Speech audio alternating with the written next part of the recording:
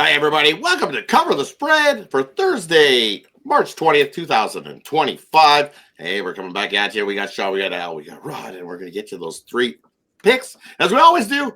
But just before we get to those three picks, want to let you know about something good. Hey, check out the $1 million bracket challenge over at Bet Now. Definitely go check it out. You'd be glad you did. And hey, when you get there, make sure you use cover 200. There's a nice little 200% bonus for you over there at Bet Now. So definitely go check it out. Also, thanks everybody for tuning in. Appreciate it, everybody. Welcome back, everybody. Make sure you subscribe. Make sure you like. Greatly appreciate it. And as we always do, we'll get to the cappers, see how they're doing here on this Thursday. And then we'll get right to the pick. So I'll kick it off to Sean. How are you doing, Sean? Pretty good. Loving the comments. We get I love the comments. We run through. I check the comments daily there. 5,000 views. I think that's a high for us since we started this about a week and a half, 2 weeks ago. So thank you for watching, everybody. It's good. And keep the comments coming. We love it. We love it. They love your hot collection, Rodd, I see. And they think Al's a robot who's programmed by Billy D. Williams. Not much on me. Thank goodness. They'll just be making fun of my giant head or something. So I'll be glad they're not calling me Potato Head. So I'll take that as good. I'll just lay low in the chat. I won't say too much here in the video. Sounds good. Sounds good. Head on over to Al. How you doing, Al? Or Robot Al? I'll make sure. Blink if you're alive. Blink if you're alive. One for yes, two for no. And it's funny to mention that because I was just telling the guys, it's actually my son that's really good at those staring contests. So if you thought I was good, just wait till he gets on. Hopefully he find something better to do with himself than this. But here we are. So let's get to these picks. I'm watching. There you go. He blinked. He blinked. Quick recap. Had hit a bit of a rough patch here with our picks, but Mount St. Mary's coming through for us today. So let's hope to keep rolling on that one. Definitely. Let's keep rolling along. And we're going to kick it off with Al's game. And that'll be Louisville here in this one on Thursday. And Louisville's taking on Creighton. And you look at this line, 2.5, total 145.5 there in that one. This is Al's game, so we're going to kick it on over to Al. What do you think here in this one? Louisville or Creighton? A couple birds going at it. Yeah, I think the Redbirds going to win this one. Got the Cardinals here. I think just that they're the better team on both sides of the ball and take better care of it too. Rebounding numbers are close, but they tend to get more offensive rebounds, so look for them to get more second chance opportunities in this one. And it should be a good game. Creighton been playing some good ball too, but I just think, again, that Louisville is just the better team here. We're laying a very decent number, and as long as we're not laying over 2 possessions, which is, again, we're laying barely a possession here. I don't think it gets to that 2 possessions, so I don't think we'll have to worry about that. But as long as we're within that range, I think Louisville gets the job done for us. Just, again, I think they're just a slightly better team here. Heading on over to Sean. What do you think here in this one, Louisville or Creighton? Nice way to kick off the Thursday here. 12:15 tip-off. And, you look at this number, it was like a pick or one. It went up a little bit here with Louisville. And I think the bracket makers here, they kind of helped Louisville out a bit, right? I mean, for a team that goes 18-2 in conference play, and then to get a low seed like this, at least, but you're near home. That's an added bonus. You're about an hour or so from base. If this game was later in the day, if this was like the 7 o'clock game or 9 o'clock game, man, I would be all over Louisville. Like the crowd would be pumped up. They'd be all into it. Here might be a little slow start, but I agree with Al with Louisville here early. Good team. And honestly, I think one of these teams can knock off Auburn after this. So I'm with you, Al. Let's go Louisville early. Start the day with a nice W here. Basically almost high noon, 12:15. Close enough. Definitely agree with the future. Looking at whoever wins this upset in Auburn, that's definitely possible. Auburn didn't look good coming down the stretch. Lost some games, and then all of a sudden you got to turn it back up and ramp it up like we've seen in the first half of the year from Auburn.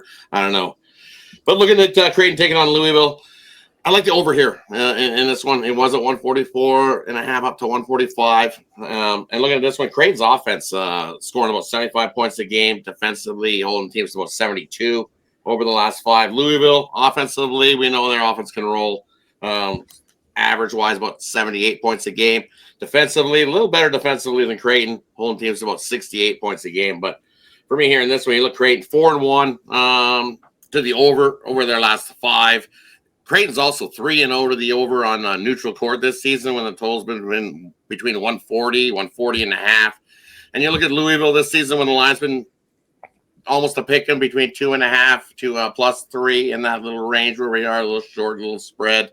They're 3-1 to this over. So I think when it comes down to it, this is going to be a close, tight game. But even when it comes down to it, I think you know what happens when you start that free throw game because it's close and tight. I think you get some more extra points, and then we get up over the total. I got this should be at 150. I think we score 150 plus in this one. So that's even if this climbs a little more, I still like us to hit 150 between these two clubs. Give me the over in this one, Louisville, Creighton. Would lean to Louisville. That offense is just the better offense between these two squads, and I'm in agreement with that. Get the Louisville Cardinals to get the job done. Louisville. Heading on over to Sean's game. We got Michigan taking on UC San Diego. 2.5. Michigan laying there in that one. This is Sean's game. We'll kick it on over to Sean. What I think here in this one. Yeah, we go from the early game to basically the last game. Oh, you know, this 10 o'clocker, wrapping things up. Well, I think Texas Tech goes a little after this, but still, we're going down the line here. And I know everybody's going to come in here and be loving UC San Diego. They're the trendy pick this year. That's the underdog love. I'm not. I'm taking Michigan. I already took Michigan. We're I had them at a 3 on one site early. So lines first came out. It's come down 2.5. I probably should have waited because the love for San Diego, right? It was like, oh, if they lose, they should still get in. Folks, great story. Great everything about them. You love the Cinderellas. You know, they played San Diego State to start the year, and it wasn't a good outcome for them. You saw what happened to San Diego State against a kind of disrespected North Carolina team. We may have thought North Carolina shouldn't be here. They were down 30 before they blinked. All right. Now on the flip side of that, I got Michigan, who's everybody's kind of down on, even though they just won a Big Ten championship. All right. It's in Denver. You're in elevation. You just played Sunday. Tough game. I got a head coach who was San Diego. He was an FAU guy. He was the small school slaying the Giants. That's not happening here. Michigan on point. I'm going to say you want to do 2.5. You want to do minus 140. Not just, I think I want to extend this to like 10 plus points. I think it is a whooping. I think too much size for Michigan. That kind of separates. Sometimes you see that in like the second and Sweet 16 rounds with these smaller kind of trendy pick teams. Not today. I'm sorry, Trojans. Not here. Michigan in a rout. No doubt rout. Covering the spread. Wolverines. Red Dawn style. It's going to be an annihilation. Where's Patrick Swayze when we need him? Jed Eckert, let's go. Right? He definitely. Avenge me, boys. Avenge me. Yeah. Definitely. Harry Dean Stanton. That's my Harry Dean Stanton impression, everybody. It was good. Yeah, all right. It was all right. Heading on over to Al. It was all right. Heading on over to Al. What did you hear in Michigan? I was like, I wasn't even born in 1984 when that movie came out. He's like, what are you guys talking about? Close, not too far off. But yeah, I think as you mentioned, Sean mentioned the size advantage here. That's where I see the biggest edge here. UC San Diego has been playing some great basketball, but Michigan, you gotta love the rebounding numbers, and I think that may make the difference in this one. Now, as long as they take care of the ball, of course, they've been turning it over over 13 and a half times a game. San Diego does get a lot of steals, almost 10 steals per game. So they really have to take care of it. Don't want to give up too many easy transition points there. But again, that size advantage, I think, comes into play. And I think that's what makes the difference this one. So I'll ride with Sean in this one and take Michigan. Here we go. And I'm in agreement. I've been riding Michigan for a while as well. So agreement. I was just trying to reach for the hat because somebody said I was a man of 1,000 hats, and it's just out of reach for me to reach over for the Michigan. And now he's frozen. Don't move. So, Don't move. So I know I can't move too fast because see what happens. It just doesn't good. So we'll just quickly get to this game. You look at it, Michigan, and I love Michigan here in this spot. Why? Because the Tritons, they love to shoot the three, but Michigan can defend the three. Michigan over their last 5 games heading into this one, defensively, this should be a slugfest between two teams that can actually play some defense. I would lean to an under as well here in this one, as it's going the other way, but I don't see that. I like the under here. Lower scoring type of game, but Michigan's going to pull it out. Why? Because they can defend the three. Very good at defending that three ball, and the Tritons love to chuck up the three. And we've seen at times this season with the Tritons, you look over the last 5 not scoring. They would hitting about 45% of their field goal shots, while Michigan's hitting about 47. In conference play, sure, the Tritons have been good. They're hitting about almost 48% in conference play. But yeah, you're playing other big West opponents. And we've known the Big West to be soft. So got to go with Michigan here. Give me Big Blue. As Sean alluded to, cover the spread, lay the 2.5. And that one. Heading on over to the last one, kind of in the middle of the card. We kind of picked the early one, and then we picked the latest one, and then we went with one in the middle. And we're looking at Clemson taking on McNeese. Clemson laying 7.5. That's been 7.5 for days. This line hasn't went up, hasn't went down. It's just been stuck at 7.5. And for me, when I see that, that means the book's quite happy with where this line is and where they're situated. Because then that means they're pretty happy where the bets have come in. And usually that means it's pretty even bet-wise. And what we've seen is people like McNeese here. And they've been betting them heavily. You look at the last 5, they've been playing pretty good. 5-0 straight up. 3-2 against that number. But what you're looking at is on the road, right? 10-2 on the road. Playing pretty good. But this Clemson defense is definitely much better than that. McNeese loves to chuck up the 3. And Clemson is very good at defending that 3. They're going to make you have to score in the paint, and good luck scoring in the paint on this Clemson squad. It's a 7.5 for a reason. I got Clemson by 10+. I think their offense is just too much for McNeese. I think the 3 ball is brick fest for McFleece. Don't put your money on McFleece. You're going to get McFleeced. And that one is just ready to McFleece people is what's going on there. Love the wordplay. I'm going to get McFleeced. Going to get McFleeced by McNeese. Take Clemson to cover the spread. Hang on over to Sean. What do you think here in this one? Clemson or McFleece? Heck yeah, listen. I think Clemson could, if things break right, you could be on an Elite 8 run here for Clemson. I believe in Clemson. And McNeese, this is just, I was talking about San Diego. McNeese last year was like the little darling team everybody kind of had. And what happened? They got trucked out the building.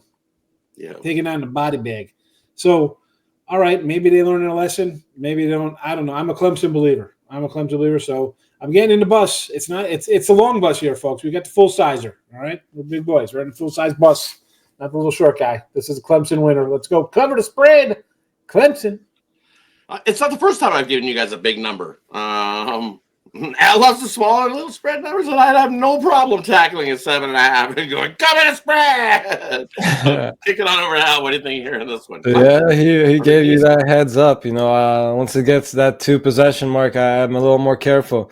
But there's 2 ways I see Clemson covering this one. They do have they've been shooting the ball really well from deep, so that's one way you can definitely blow a team out. And if it is within those 2 possessions late, they've been shooting the ball great from the free throw line. So if it comes down to the foul game, I believe they can get to that 8, 9, or even 10-point margin to cover this spread for us. So, yeah, I'll ride with Rodd here, and I'll lay the touchdown with Clemson.